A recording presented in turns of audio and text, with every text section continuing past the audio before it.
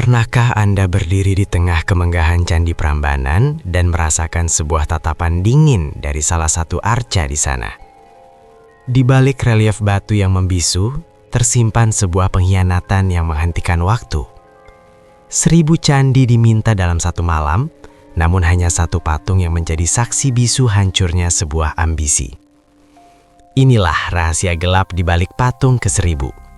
Kutukan abadi yang terukir dalam kecantikan yang membatu. Selamat datang di channel terbaik kami. Hari ini kita akan melintasi lorong waktu menuju tanah Jawa kuno, di mana kekuatan gaib dan cinta yang dipaksakan melahirkan salah satu mahakarya paling misterius di dunia, legenda Roro Jonggrang dan Bandung Bondowoso. Sebelum kita masuk ke dalam kegelapan malam pembangunan 1000 candi, pastikan Anda sudah menekan tombol subscribe dan nyalakan lonceng notifikasi. Dukungan Anda sangat berarti agar channel ini terus bisa menceritakan rahasia-rahasia tersembunyi dari Nusantara. Mari kita mulai ceritanya. Langit di atas kerajaan Baka tidak lagi berwarna biru. Sejauh mata memandang, hanya ada jelaga hitam dan asap yang membubung tinggi, menyatu dengan awan badai yang seolah ikut berduka. Bau besi dari darah dan aroma hangus dari bangunan yang terbakar memenuhi udara, mencekik setiap napas yang tersisa. Di gerbang utama yang kini hancur lebur, deru teriakan peperangan mulai mereda, digantikan oleh rintihan pilu para prajurit yang kalah.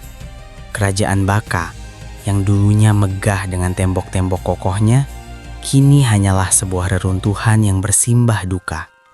Di tengah puing-puing itu, melangkah seorang pria dengan perawakan raksasa dan tatapan yang mampu membekukan nyawa siapapun yang menatapnya. Dia adalah Bandung Bondowoso. Jubahnya yang berwarna merah tua berkibar tertiup angin kencang, ternodai oleh debu dan sisa-sisa pertempuran. Di tangannya, ia menggenggam senjata yang konon dialiri kekuatan ribuan jin.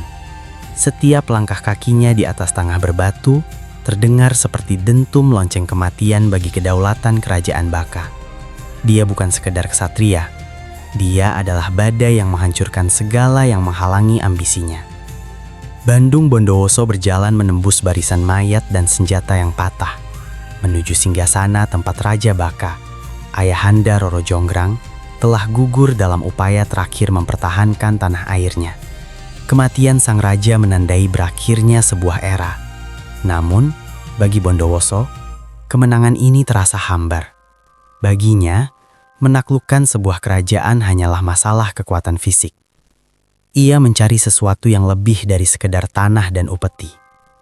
Langkah kakinya terhenti tepat di depan pintu keputren yang masih tertutup rapat.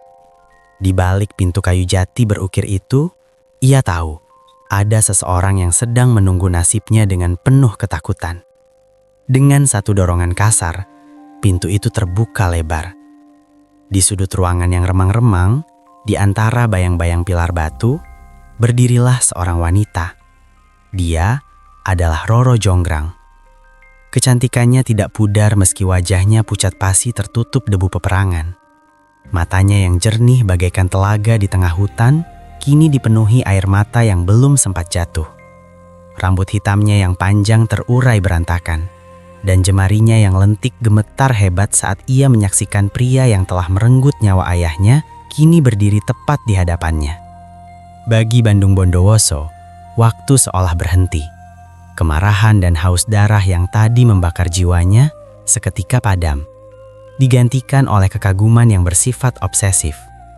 Ia melihat Roro Jonggrang bukan sebagai tawanan, melainkan sebagai permata paling berharga yang pernah ia temukan di medan perang. Kecantikan sang putri bukan sekedar fisik. Ada martabat dan keberanian yang memancar dari tatapan matanya yang tajam, meskipun ia sedang berada di titik terendah hidupnya. Putri yang malang. Suara Bondowoso menggema, berat dan dalam, memecah kesunyian kamar yang mencekam. Kerajaanmu telah jatuh, ayahmu telah tiada. Namun, takdir menawarkanmu jalan lain. Jangan menangis untuk puing-puing ini. karena aku bisa membangunkanmu istana yang jauh lebih megah dari apa yang pernah kau bayangkan." Roro Jonggrang tetap diam, namun hatinya berteriak. Di matanya, Bondowoso bukanlah seorang penyelamat, melainkan iblis yang tangannya masih basah oleh darah keluarganya. Setiap kata manis yang diucapkan pria itu terdengar seperti racun di telinganya. Menikah dengan pembunuh ayahnya adalah sebuah penghinaan yang melampaui kematian itu sendiri. Namun, ia menyadari satu hal: di hadapan kekuatan sebesar Bondowoso, kemarahan yang meledak-ledak hanya akan berakhir sia-sia. Ia harus bersiasat. Ia harus menemukan cara untuk menolak tanpa harus hancur seketika. Malam itu, di bawah langit kerajaan Baka yang kelam, benih pengkhianatan dan kutukan mulai ditanam. Bandung Bondowoso merasa telah memenangkan segalanya, sementara Roro Jonggrang mulai merajut rencana di balik isak tangisnya. Inilah awal dari sebuah janji berdarah yang akan mengubah sejarah tanah Jawa selamanya. Malam di bekas kerajaan Baka tak lagi tenang. Suara jangkrik yang biasanya menghiasi keheningan kini bungkam, seolah alam pun menahan nafas menyaksikan ketegangan di dalam istana yang separuh hancur. Di haula utama yang kini diterangi obor-obor yang menari liar tertiup angin malam, Bandung Bondowoso berdiri tegak. Bayangannya memanjang di lantai batu, tampak raksasa dan mengancam. Di hadapannya, Roro Jonggrang duduk bersimpuh. Kepalanya tertunduk, namun jemarinya mencengkram erat kain batik yang ia kenakan. "Jonggrang," suara Bondowoso memecah kesunyian, berat dan penuh penekanan. "Aku telah memberimu waktu untuk meratap. Kini, saatnya kau melihat masa depan. Jadilah permaisuriku, dan aku akan menjadikanmu wanita paling berkuasa di seluruh tanah Jawa. Apapun yang kau minta, akan kuberikan."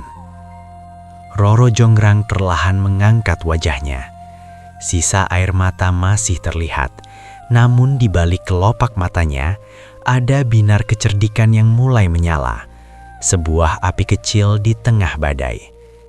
Ia tahu, menolak secara mentah-mentah hanya akan memancing murka sang penakluk yang bisa saja meratakan sisa-sisa rakyatnya.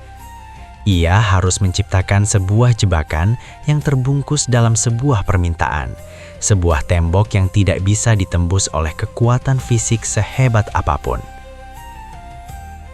"Tuan yang perkasa, siapalah aku ini untuk menolak kehendak pemenang perang? Namun, sebagai seorang putri raja, aku tidak bisa menikah begitu saja di atas tanah yang masih basah oleh darah ayahku. Aku butuh bukti bahwa cintamu bukan sekedar nafsu penakluk, melainkan kekuatan yang mampu menandingi dewa-dewa." Bandung Bondowoso tersenyum sinis, dadanya membusung sombong. "Kekuatanku melampaui Dewa Jonggrang. Katakan, bukti apa yang kau inginkan? Emas setinggi gunung atau kepala musuh-musuhmu?" Roro Jonggrang menarik nafas panjang, mengumpulkan seluruh keberaniannya. "Bangunkan aku 1000 candi dalam satu malam. Sebelum fajar menyingsing dan ayam jantan berkokok pertama kali, 1000 bangunan batu harus sudah berdiri tegak mengelilingi istana ini. Jika satu saja kurang, maka janji ini batal, dan kau takkan pernah bisa menyentuhku selamanya." Keheningan seketika menyergap ruangan itu.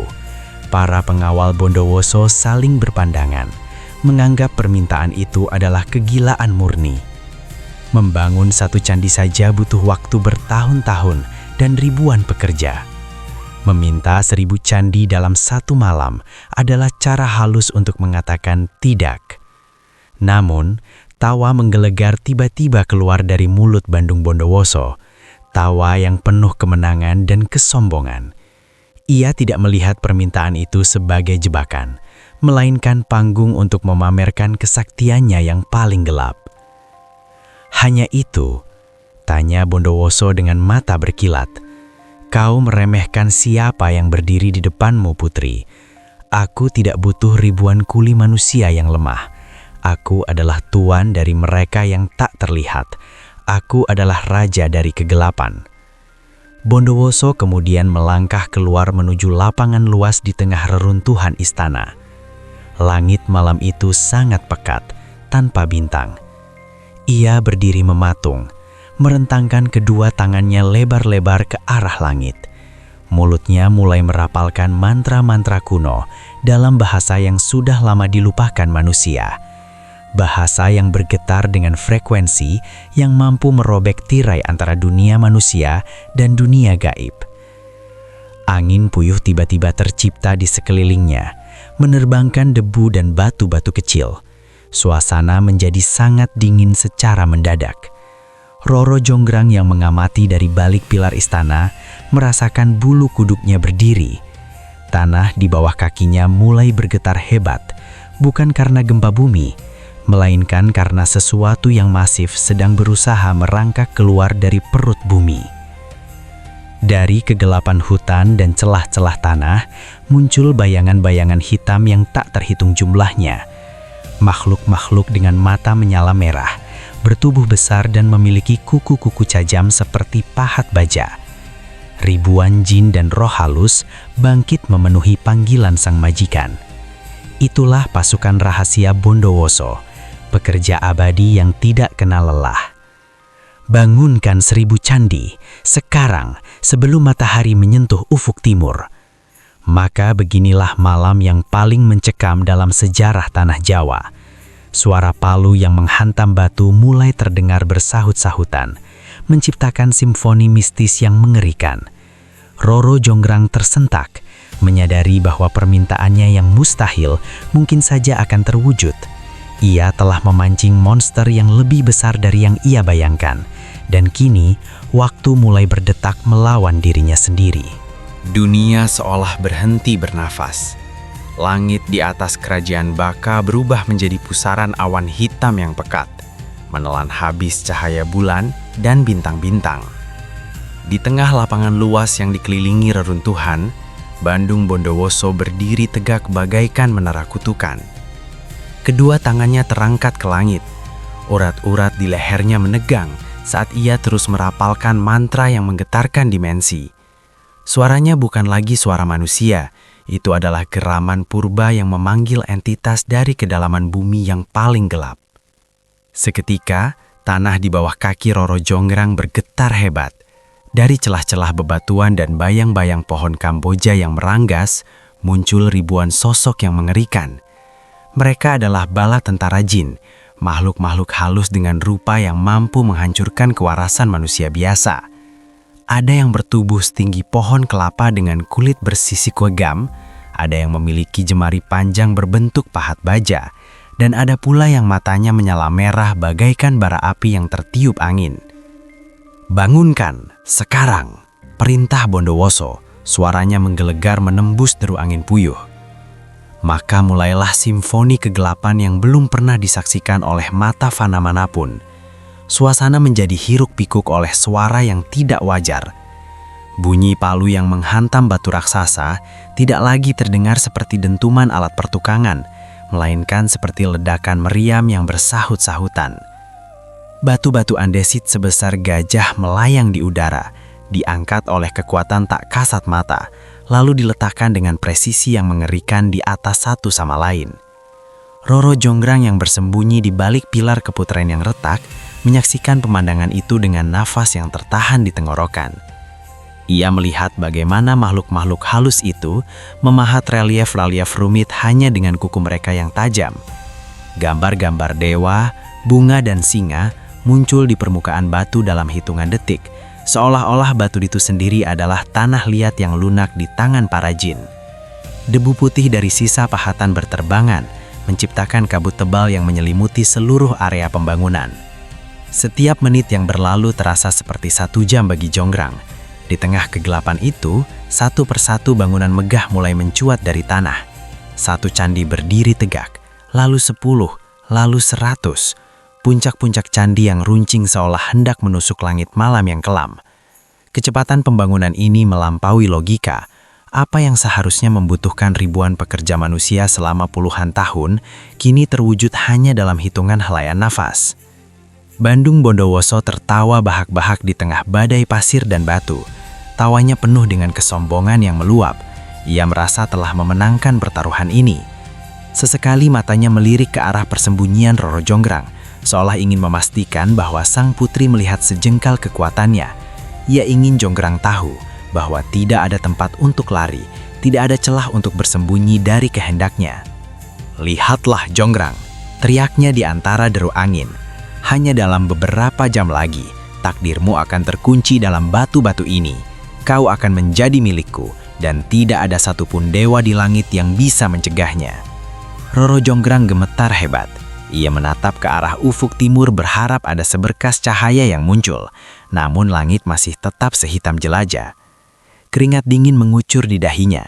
Ia menghitung dalam hati, 300, 500, 700 candi telah berdiri sempurna.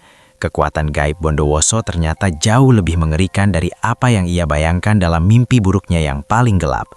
Suara hiruk-pikuk itu semakin menjadi-jadi. Suara gesekan batu besar yang diseret di atas tanah terdengar seperti jeritan ribuan jiwa yang tersiksa. Bau belerang dan aroma tanah purba memenuhi indera penciumannya. Di kejauhan, ia melihat candi ke-90 baru saja selesai dipasang puncaknya. Waktu seolah berkhianat pada sang putri. Malam yang biasanya terasa panjang, kini seakan berlari menuju fajar dengan kecepatan yang mematikan. "Harus ada jalan," bisik Jonggrang dengan suara yang nyaris hilang. "Aku tidak boleh menyerah pada batu-batu mati ini."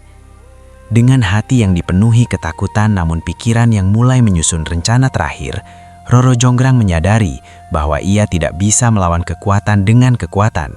Ia harus melawan kegelapan dengan cahaya, walaupun itu adalah cahaya palsu. Malam 1000 jin ini harus diakhiri, atau ia akan selamanya terkubur dalam ambisi Bandung Bondowoso yang tak bertepi. Jantung Roro Jonggrang berdegup kencang, seirama dengan dentuman palu gaib yang seakan meruntuhkan langit malam. Di hadapannya, kemustahilan sedang mewujud. 999 candi telah berdiri tegak, menjulang bagaikan raksasa batu yang mengepung istananya. Hanya tinggal satu. Hanya satu candi lagi yang memisahkan kebebasannya dengan perbudakan abadi di bawah tangan Bandung Bondowoso. Di tengah lapangan, Bondowoso tampak bersinar dengan aura gelap yang mengerikan. Ia tertawa, sebuah tawa kemenangan yang merobek keheningan malam. "Lihatlah Jonggrang, fajar masih jauh, namun karyaku hampir sempurna. Bersiaplah untuk menyerahkan jiwamu." Roro Jonggrang memejamkan mata sejenak, mencari sisa-sisa ketenangan di tengah badai keputusasaan. Ia tahu, kekuatan otot dan mantra tidak akan bisa menghentikan ribuan jin itu. Ia harus menyerang titik lemah mereka, ketakutan akan cahaya. Dengan langkah yang dipaksakan tegar, ia menyelinap keluar dari persembunyiannya, berlari menuju bangsal para dayang yang sedang meringkuk ketakutan. "Bangun, bangun kalian semua," bisik Roro Jonggrang dengan nada yang mendesak namun penuh otoritas. "Ambil semua jerami yang ada di lumbung, bawa ke sisi timur istana." Para dayang yang gemetar itu memandang sang putri dengan bingung. Namun, api keberanian di mata Jonggrang membakar keraguan mereka. Dalam kegelapan yang pekat, puluhan wanita itu bergerak seperti bayangan. Mereka mengangkut tumpukan jerami kering, menumpuknya setinggi bukit di perbatasan timur kerajaan. "Bakar!" perintah Jonggrang. Seketika, api menyambar jerami kering itu. Kobaran jingga raksasa membumbung tinggi ke angkasa, menjilat kegelapan malam. Cahaya kemerahan yang terang benderang terpantul di awan-awan hitam, menciptakan ilusi visual yang luar biasa. Seolah-olah sang surya telah menyembul dari balik ufuk timur sebelum waktunya. Langit yang tadinya sehitam jelaga, kini tampak merona kemerahan, menipu mata siapapun yang melihatnya dari jauhan. "Sekarang, pukul lesung, bakar kemenyan dan taburkan bunga-bunga harum," seru Jonggrang lagi. Suara tung-tung-tung dari alu yang menghantam lesung kayu mulai bertalu-talu. memecah kesunyian malam dengan irama fajar yang sibuk. Aroma wangi bunga mawar dan melati menyerebak bercampur dengan asap kemenyan yang tebal. Ayam-ayam jantan di kandang istana yang matanya tertipu oleh terangnya api jerami itu mulai berkokok bersaut-sautan. Kukuruyuk! Suara itu bergema, memberikan sinyal kematian bagi kerja para jin. Di tengah lapangan candi, perubahan atmosfer terjadi secara instan. Ribuan jin yang sedang mengangkat batu terakhir tiba-tiba terhenti. Mereka mendongak ke arah timur, melihat langit yang memerah dan mendengar suara kokok ayam yang bertalu-talu. Bagi makhluk kegelapan, cahaya fajar adalah racun yang bisa menghanguskan keberadaan mereka. "Fajar! Matahari telah terbit!" teriak salah satu pemimpin jin dengan suara parau yang ketakutan. "Lari, kembali ke perut bumi!" teriak yang lain. Kekacauan pecah. Ribuan makhluk halus itu melemparkan batu-batu besar yang sedang mereka pegang. Suara dentuman batu yang jatuh menghantam tanah terdengar seperti gempa bumi. Mereka lari tunggang langgang, menghilang ke dalam celah tanah, masuk ke dalam bayang-bayang pohon dan lenyap kembali ke dimensi gaib. Bandung Bondowoso terperangah. Ia melihat pasukannya kocar-kacir tepat di saat candi terakhir baru setengah berdiri. Ia menoleh ke arah timur dengan penuh keraguan. Sebagai penyihir hebat, ia merasakan ada yang ganjil. Udara masih dingin dan hawa mistis malam belum sepenuhnya pudar. Ia menyadari satu hal, matahari tidak mungkin terbit secepat ini. Ia melihat kepulan asap jerami. Ia mencium bau-bau bakaran yang bukan berasal dari alam. Matanya yang tajam menangkap sosok Roro Jonggrang yang berdiri di kejauhan, diterangi oleh api buatan itu dengan senyum kemenangan yang dingin di bibirnya. "Kau," geram Bondowoso, suaranya rendah namun mengandung getaran kemarahan yang bisa menghancurkan gunung. "Kau berani menipuku, Jonggrang?" Cinta obsesif yang tadi membakar hati Bondowoso seketika berubah menjadi api dendam yang hitam. Ia menyadari bahwa ia telah dikalahkan bukan oleh kekuatan, melainkan oleh kecerdikan seorang wanita yang ia remehkan. Fajar itu palsu, namun kekalahannya nyata. Dan bagi seorang penakluk seperti Bondowoso, tidak ada penghinaan yang lebih besar daripada dipermalukan di depan ribuan pengikut gaibnya sendiri. Malam itu berakhir bukan dengan hangatnya mentari, melainkan dengan keheningan yang jauh lebih mencekam daripada sebelumnya. Sebuah keheningan yang menjadi pertanda lahirnya sebuah kutukan. Keheningan yang jatuh setelah kocar-kacirnya ribuan jin terasa lebih menyakitkan daripada dentuman palu gaib sebelumnya. Di tengah lapangan yang kini dipenuhi 999 candi yang membisu, Bandung Bondowoso berdiri mematung. Napasnya memburu, menciptakan uap tipis di udara malam yang mendadak menjadi sangat dingin. Matanya yang merah menatap nanar ke arah tumpukan jerami yang mulai meredup di ufuk timur. Fajar itu palsu. Suara lesung itu adalah tipu daya, dan kokok ayam itu hanyalah nyanyian pengkhianatan. Ia memutar tubuhnya perlahan. Di kejauhan, Roro Jonggrang berdiri di atas tangga batu istananya. Cahaya sisa pembakaran jerami menyinari wajah sang putri, memberikan kesan kemenangan yang getir. Jonggrang tidak lari, ia berdiri tegak. Martabatnya sebagai putri raja kembali utuh. Meski ia tahu ia baru saja membangunkan naga di dalam jiwa Bondowoso. "Lihatlah Tuan yang perkasa," suara Roro Jonggrang bergema, jernih namun dingin. "Matahari telah menyapa, dan ayam telah berkokok. Syaratmu gagal, 1000 candi tidak terwujud sebelum fajar. Kini, pergilah dari tanah ini dan lepaskan janji yang takkan pernah terpenuhi." Bandung Bondowoso tidak menjawab dengan kata-kata. Ia melangkah maju, setiap pijakannya menghantam bumi dengan getaran yang mampu meretakan batu andesit di bawahnya. Aura hitam pekat menyelimuti tubuhnya, memadamkan sisa-sisa cahaya api jerami. Wajahnya yang tadinya penuh pengaguman kini berubah menjadi topeng kemurkaan yang murni. Obsesinya telah hancur, dan egonya sebagai penakluk dunia telah diinjak-injak oleh kecerdikan seorang wanita. "Kau pikir kau bisa menipu takdir dengan tumpukan jerami, Jonggrang?" geram Bondowoso. Suaranya rendah, bergetar dengan kekuatan magis yang sanggup merobek kesadaran. kau meminta bukti kekuatanku, dan aku telah memberikannya. Namun, kau membalasnya dengan kelicikan. Ia berhenti tepat beberapa langkah di depan Roro Jonggrang. Tekanan udara di sekitar mereka menjadi begitu berat, seolah langit sedang menekan bumi. Para dayang yang tadi memukul lesung lari ketakutan, meninggalkan sang putri sendirian menghadapi badai yang ia ciptakan.